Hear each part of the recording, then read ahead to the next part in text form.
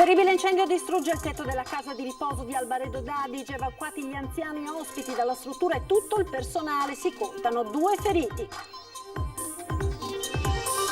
Il presidente Zaia incontra i consiglieri regionali neoeletti delle 3 liste che l'hanno sostenuto. Sarà la squadra di tutti i veneti. Tra le priorità da affrontare restano il Covid e la ripresa economica.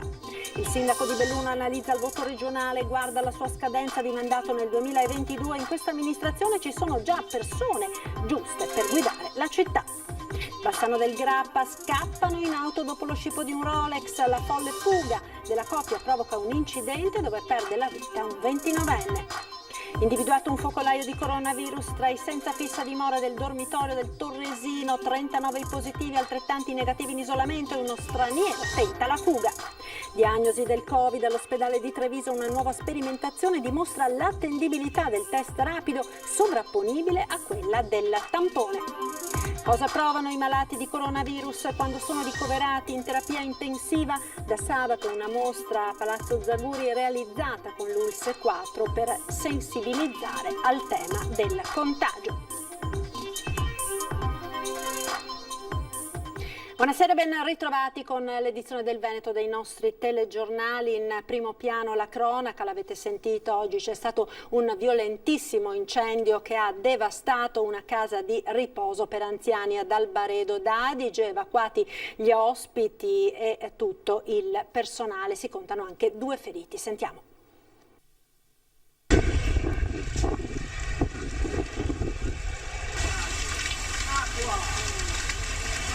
Un incendio divampato in mattinata, la furia del fuoco che avvolge la casa di riposo di via Barcaria ad Albaredo d'Adige in provincia di Verona. Gli 83 anziani ospitati sono stati immediatamente evacuati e tratti in salvo. Insieme ai 19 operatori sarebbero 2 le persone ferite, un ospite e un operatore sanitario, entrambi in maniera fortunatamente lieve.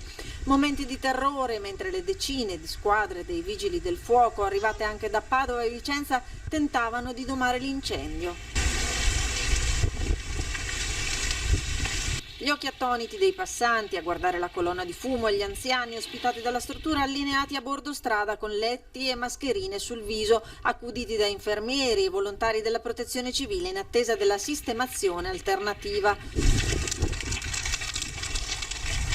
Ore a domare l'incendio che pare sia partito dal sottotetto, sviluppandosi poi nella parte superiore dell'edificio. Sono ancora da chiarire le cause. Sul posto sono intervenuti 30 pompieri con 8 automezzi pesanti.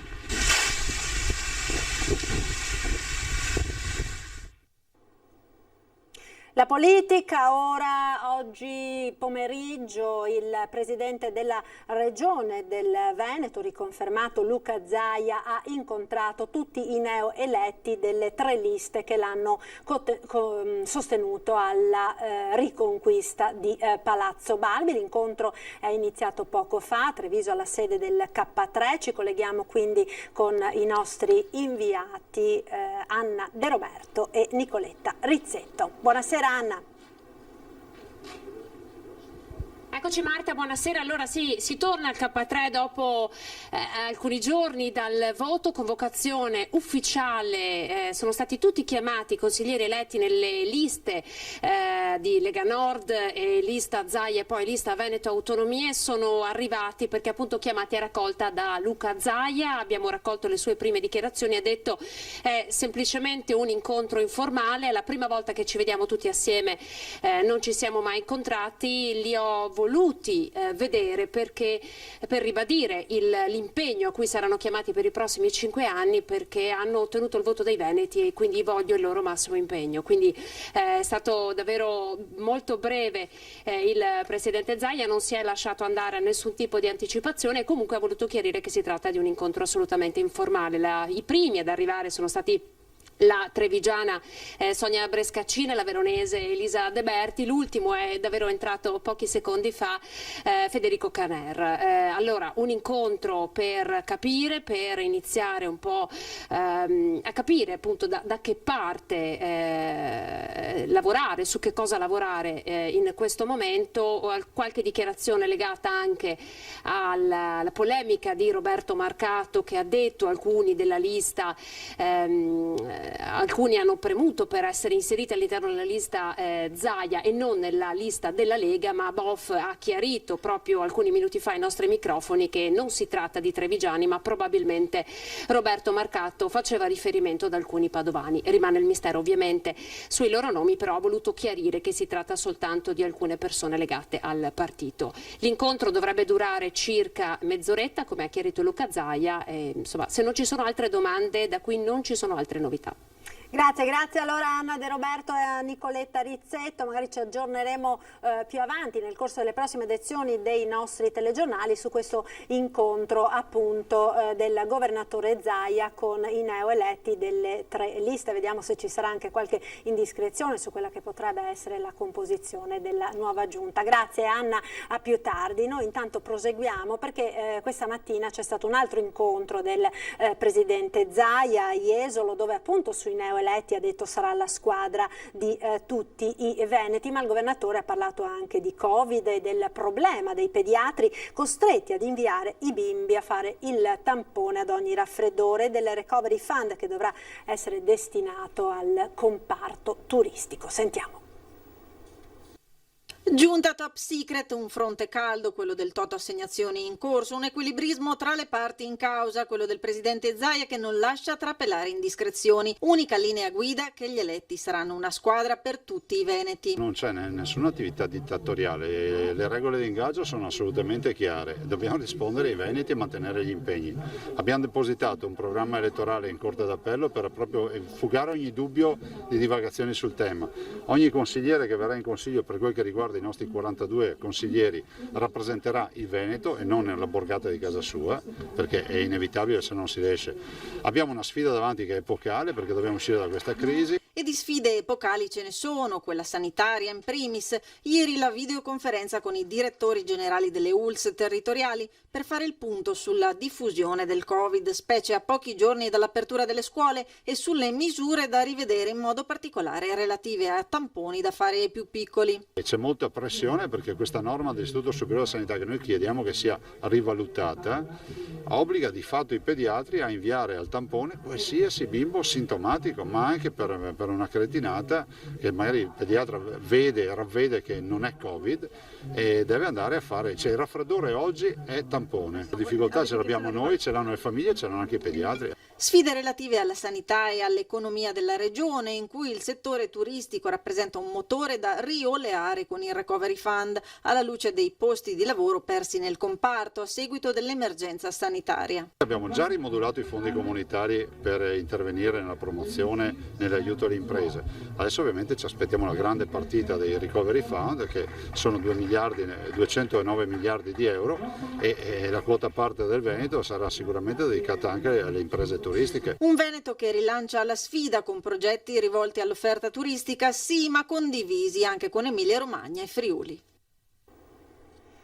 A Belluno ora, dove il sindaco Massaro guarda alla sua scadenza di mandato nel 2022 analizzando l'andamento del voto regionale. In questa amministrazione ci sono già persone pronte a guidare alla città, afferma il primo cittadino.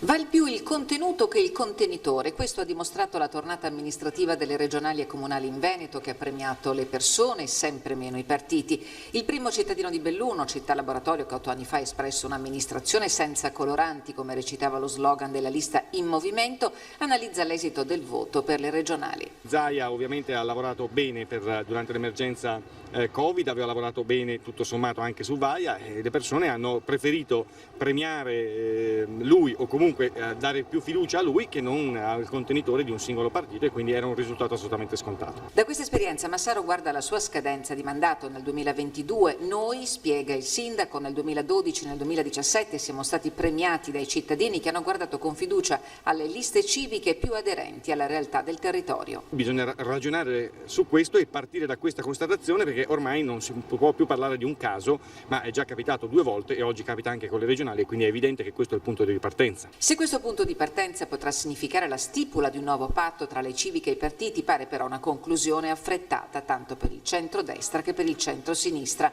Ma Massaro, che abbandonò il PD nel 2012, sembra avere le idee chiare. Dei partiti, afferma il sindaco, c'è assolutamente bisogno per evitare derive populiste. Tuttavia nel tempo hanno perso il ruolo di formatori della classe dirigente, che oggi è rappresentata da esponenti delle civiche già pronti a mettersi in gioco. Oggi a Palazzo Rosso ci sono molte persone molto capaci, sono credo a disposizione del centrosinistra, e che il centrosinistra abbia bisogno di loro e anche dei partiti per riuscire a governare bene questa città. Scappano la cronaca ora con un incidente davvero drammatico che si è verificato oggi a Bassano. Fuggono durante uno scippo e appunto la loro fuga causa un incidente mortale. Sentiamo. È mezzogiorno passato da poco, siamo in via Monte Asolone a Bassano. Da nord stanno transitando due auto, una dietro l'altra. Una Renault Clio che prima del semaforo che immette su viale Venezia svolta a sinistra verso via Piave. L'auto che è subito dietro, una Ford Fiesta, sembra avere molta fretta, talmente tanta fretta da superare la Clio proprio all'altezza dell'incrocio, mentre questa sta svoltando. Inevitabile il forte impatto, la Ford Fiesta, che era in sorpasso, si è rovesciata su un fianco. La 29enne, che era seduta dentro, non al posto della guida, dapprima viene quasi sbalzata fuori dal finestrino, rimanendo schiacciata dall'auto stessa. Il conducente, invece, cerca più veloce che può di uscire dal finestrino dell'abitacolo. Morta sul colpo la 29enne romena schiacciata ed estratta dai vigili del fuoco. La giovane della Renault, bassanese, che si è vista l'auto in sorpasso mentre svoltava, è stata condotta all'ospedale di Bassano per accertamenti grazie ai sanitari del SUAM 118 intervenuti sul posto e capitanati dal dottor Cappuccio. Ma la storia non finisce qui, perché a fermare il conducente romeno, che si era riversato in strada e sembrava quasi allontanarsi a piedi, sono proprio i carabinieri, che erano già sul posto allertati poco prima per uno scippo. Un 50enne bassanese, infatti, lungo viale Venezia, era stato fermato dalla coppia, proprio quella della Ford Fiesta, e la donna gli aveva sfilato maldestramente il suo Rolex d'oro del valore di 23.000 euro. A quel punto la donna era salita di corsa in auto ed ecco il perché di tanta fretta. L'epilogo del fatto lo mostrano le immagini. L'autrice del gesto ha trovato la morte, il complice è stato portato in caserma in stato di arresto per rapina e omicidio stradale. Entrambi non residenti in Italia, ma con una sfilza di reati alle spalle e molte false identità usate. Indagano i carabinieri della stazione di Bassano unitamente ai colleghi del radiomobile. Torniamo a parlare di Covid, un malore e l'intervento dei medici dell'ospedale di Padova hanno permesso di individuare un focolaio tra i senza fissa dimora ospiti dell'asilo notturno del Torresino. In città 39 i positivi, altrettanti i negativi in isolamento. In mattinata uno straniero ha tentato la fuga. Questa mattina è scappato uno, quindi noi siamo molto preoccupati. Circondato da un cordone di forze di polizia, l'asilo notturno di Via del Torresino a Padova, dove da 24 ore è stato isolato un importante focolaio di coronavirus. Erano le 10 del mattino quando un ospite di colore ha tentato di fuggire, un centinaio di metri di corsa prima di essere bloccato dagli agenti. La sorveglianza da quel momento è aumentata anche da parte della cooperativa che gestisce l'asilo. A far scattare i protocolli l'arrivo in ospedale nella giornata di mercoledì di un ospite del Torresino. L'uomo è stato sottoposto al tampone trovato positivo. Adesso è ricoverato nel reparto di malattie infettive dell'azienda ospedaliera. Da qui è partita la ricerca dei contatti stretti. Riuniti in un vertice in prefettura, le autorità cittadine hanno deciso come muoversi. 39 in totale positivi, compreso il clochard ricoverato. Uno è un operatore che lavora nell'asilo notturno. I positivi sono ospitati in un'ala del palazzo. 39 le persone con tampone negativo. Tamponi sono in corso anche per gli altri operatori della cooperativa che si sono turnati al Torresino in questi giorni. Intanto c'è grande preoccupazione tra i residenti. Di sera noi li vediamo tutti quando vanno a letto. Qui là Ieri sera cosa ha visto? ambulanze, c'era tante persone incappucciate così che si davano da fare. Allora ho dovuto chiudere. Io sono sempre stata attenta da quando è spuntato. Io vengo a fare le pulizie qua al patronato, questa cosa qui non la sapevo. Però adesso è preoccupato. Certo, penso proprio di sì. Una persona anziana, poi non sono tanto giovane neanch'io, sono cose brutte. Le vediamo ora l'andamento dell'epidemia da coronavirus nella Regione Veneto nel consueto bollettino della Regione relativo alle ore 17. Ebbene, ci sono altri 47 casi oggi da questa mattina a questa sera che vanno ad aggiungersi ai 175 positivi che erano stati riscontrati alle 8 per un totale di 222 nuovi positivi in Veneto nelle ultime ore. Sale quindi complessivamente a 3.272 il numero di persone che sono attualmente positive al coronavirus nella nostra regione, 146 i ricoverati, 18 dei quali in terapia intensiva. Nella giornata di oggi si registrano anche 2 nuovi decessi. E parliamo ora di Covid e scuole. Nella Marca sono 19 le classi in quarantena per un totale di 372 alunni e 26 tra insegnanti e personale scolastico. Se andrà avanti così, tra un mese sarà il lockdown nelle scuole, così il direttore generale dell'ULSS 2 che auspica l'ok del Ministero al test rapido in classe. Basta trovare un caso positivo, un sospetto positivo, che per le linee guida siamo costretti a chiudere una classe. Non possiamo permetterci assolutamente che questo venga portato avanti, perché significa creare il lockdown della scuola. Non usa mezzi termini il direttore generale dell'ULSS 2 della Marca. Se si procede con questo ritmo, nel giro di un mese tutte le scuole della provincia avranno chiuso i battenti. Ad oggi sono 19 le classi in quarantena per un totale di 372 alunni e 26 tra insegnanti e personale scolastico. A fronte dell'enorme mole di tamponi da eseguire, 635 quelli effettuati ieri a Treviso con l'individuazione di 16 positivi, l'ULSS 2 si sta attrezzando ampliando gli orari per l'effettuazione dei test non solo al mattino ma non stop dalle 7 alle 19. Da oggi siamo partiti con 2 fasce orarie distinte, quindi dalle 7 alle 12 sarà dedicato ai bambini e dalle 12 fino alle 19 per l'altra utenza, insomma per gli adulti. E dopo le lunghissime code di ieri alla dogana di Treviso, sito allestito per il test in drive-in, la situazione oggi è decisamente migliorata con attese assai più brevi. Resta il problema della normativa che prevede il tampone in presenza di sintomi sospetti dalla febbre alla tosse, sintomi frequenti nei bambini con la riapertura delle scuole.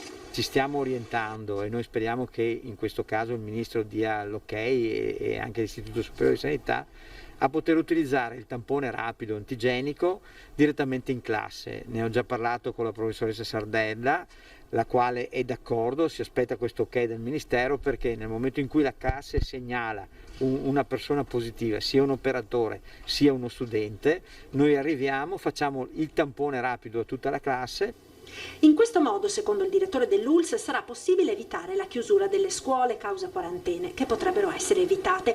Questo anche alla luce dei dati. Ad oggi su 3.322 tamponi a minori eseguiti nei drive-in, solo 2 sono risultati positivi. Sul fronte degli altri contagi resta chiuso il reparto di medicina dell'ospedale di Castelfranco per la quarantena di 13 tra OS, infermieri e medici e 6 pazienti. Resta infine alta l'attenzione nelle case di riposo della Marca, con 77 persone complessivamente positive, 54 ospiti e 23 operatori. E proprio da Treviso, dall'ospedale di Treviso, arrivano importanti novità sull'attendibilità del test rapido, attendibilità sovrapponibile a quella del tampone tradizionale. Sentiamo. Test rapidi per diagnosticare l'infezione da Covid-19. La grande novità arriva dal laboratorio di microbiologia dell'ospedale di Treviso, con la diffusione dei risultati della sperimentazione su 3.486 pazienti testati in doppio, cioè con il sistema del tampone tradizionale a biologia molecolare e quello rapido. Il risultato è stato praticamente sovrapponibile. I dati sono molto buoni perché abbiamo una sensibilità molto alta, oltre il 99%, 99,52%, e una specificità di 99,28%. Cosa vogliono dire queste due parole, queste percentuali? Che ho pochissimi falsi positivi e anche pochissimi falsi negativi. Quindi vuol dire che il test è affidabile. I risultati trevigiani della nuova sperimentazione cancellano i dubbi sull'attendibilità del test rapido sollevati in letteratura e dopo una sperimentazione allo Spallanzani, ma in questi casi il test venne effettuato su campioni prelevati ore prima o stoccati. Fondamentale per l'attendibilità del test rapido, sottolinea il dottor Rigoli, è l'esecuzione pochi minuti, massimo 15, dopo la raccolta del campione attraverso prelievo rinofaringeo. Enormi i vantaggi. Primo, la rapidità del metodo. Io in 15 minuti so se quel paziente è infetto o non è infetto e quindi isolo immediatamente il paziente e il resto del gruppo che è stato a contatto viene monitorato sempre col test rapido e in questo caso potrebbe continuare a lavorare, potrebbe continuare a scuola a seconda delle condizioni. Il test rapido inoltre si può effettuare sul territorio senza essere mandato in laboratorio. Terzo vantaggio è anche il costo. Tenete conto che una biologia molecolare costa dai 18-20 euro ai 30 euro e questo costa 4,50 euro. Ci fermiamo ora per la pubblicità, lì nella regia, tra poco.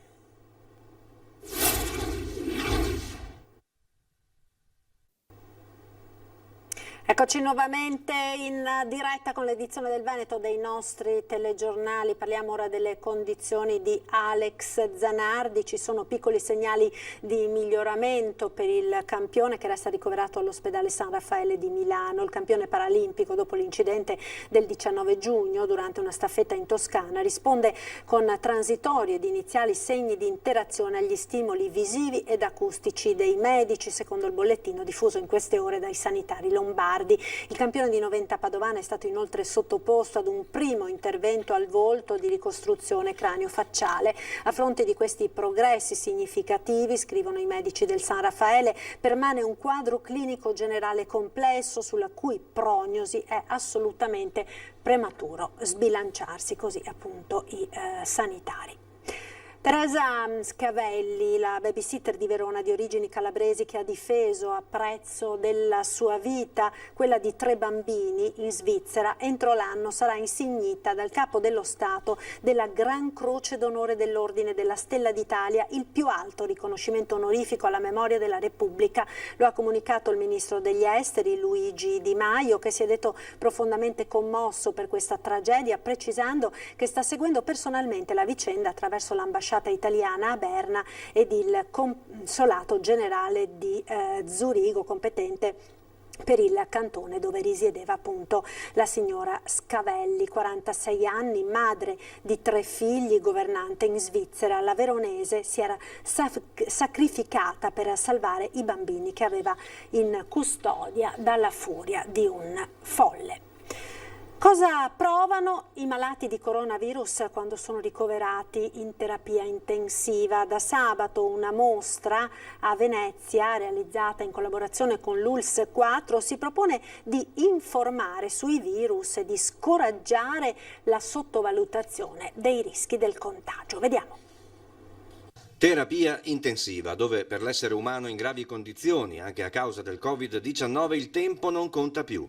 Non ci sono più mani da stringere, parenti e amici vengono tenuti fuori. Contano solo le macchine, le cure e le attenzioni del personale medico, i risultati, le nostre reazioni al monitor. Qui c'è un monitor dove l'attività cardiaca, la pressione e la respirazione vengono monitorate secondo per secondo e se ci sono delle variazioni significative c'è un allarme che avvisa i sanitari appunto perché intervengano subito. In una stanza di Palazzo Zaguri a Venezia, lungo il percorso della nuova mostra Human Virus Exhibition, è stata allestita una terapia intensiva che va dritta al problema. Molti familiari purtroppo hanno avuto i loro cari ricoverati e non sono potuti stargli vicino e quindi forse questo aiuta un po' a capire quello che è stato anche lo sforzo dei sanitari che si sono trovati a combattere contro, diciamola così, un nemico sconosciuto e abbiamo cercato di dare il massimo. Vedete che la complessità era molta. un ecografo, un ventilatore, un umidificatore, un defibrillatore, un monitor parametri, un dispositivo di ventilazione meccanica a pressione positiva continua. Tutto questo compone una terapia intensiva. C'è molto da imparare da questa mostra, con la testimonianza raccolta in quarantena da un malato grave di Covid-19 ascoltabile dall'audioguida e il video che mostra per la prima volta la vestizione del personale medico prima di entrare in terapia intensiva. Inviterei proprio i negazionisti, cosiddetti negazionisti, a fare una visita qui alla mostra per capire come stiamo affrontando questa emergenza. Troverete testimonianze davvero toccanti e vedremo anche nella ricostruzione di un laboratorio come i scienziati, i ricercatori fanno squadra per far fronte a questa emergenza. Ed era questo l'ultimo servizio, vi ringrazio per essere stati con noi, vi lascio come sempre alle previsioni del tempo con il nostro meteo. Arrivederci.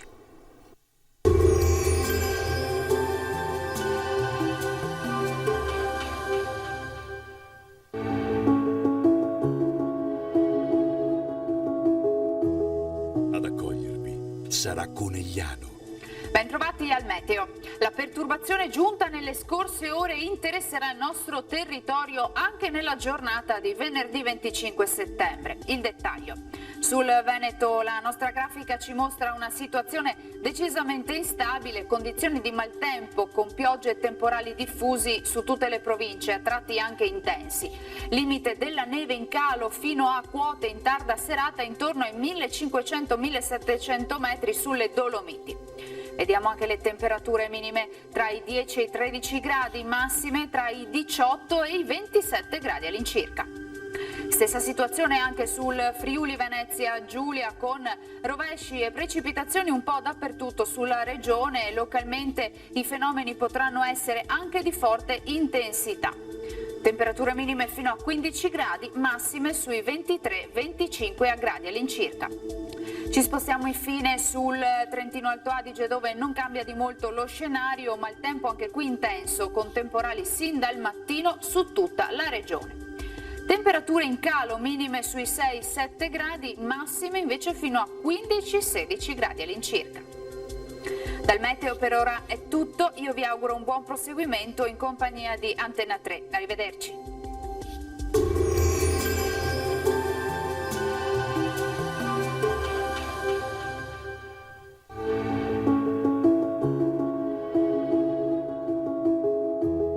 Ad accogliervi sarà Conegliano.